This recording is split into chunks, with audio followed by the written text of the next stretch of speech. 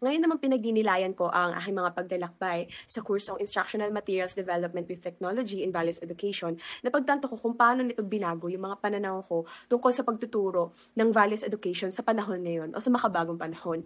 Bago ko kunin yung kursong ito, aaminin ko na iniisip ko minsan na ang values education ay asignaturang madalas na itinuturing na boring o masyadong tradisyonal o masyadong madali. Karaniwang may lecture, talakayan, reflection paper. Pero dahil sa kursong to, nagbago yung pananaw ko. Natutunan kong sa tamang paggamit ng teknolohiya, ang values education ay maaaring maging isa sa pinakamalikhain, interaktibo, at kapanapanabik na asignatura sa klase. Isa sa pinakamalaking hamon para sa amin ay yung paghahanap ng kakaiba at makabagong apps and website.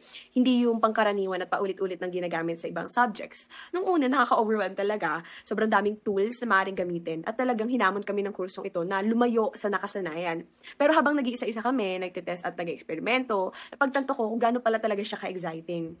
Napakaraming apps and websites na available ngayon, mga interactive storytelling tools, gamified platforms, digital reflection journals, animation creators, character building simulations, at marami pang iba. Habang nagdiscover ko ng mga to, mas lalo akong nakita yung napalawak na posibilidad na maging mas buhay at makabuluhan ang values ed.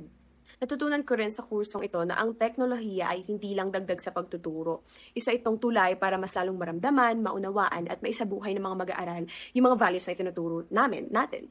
Ang pagpapahalaga ay mas madaling mapaintindi kapag nararanasan to ng mga bata, kapag nakakapag-reflect sila, nakakapag-express at nakakapag-apply sa totoong sitwasyon. At ang teknolohiya, kapag ginamit ng tama, ay nagbibigay ng ganitong pagkakataon sa kanila. Biglang nagiging mas totoo at mas personal ang mga aralin tungkol sa katapatan, empathy, responsibilidad at respeto. Nang ginawa namin yung lesson plan at habang nagde-demo teaching kami, mas naramdaman ko yung essence ng mga digital tools na yon. Hindi na lang basta nakikinig yung mga estudyante, nakikilahok sila, lumilikha, sumusubok at nag-explore. Hindi na lang sila basta passive learners, nagiging aktibo na rin sila sa pagbuo ng sarili nilang pag-unawa.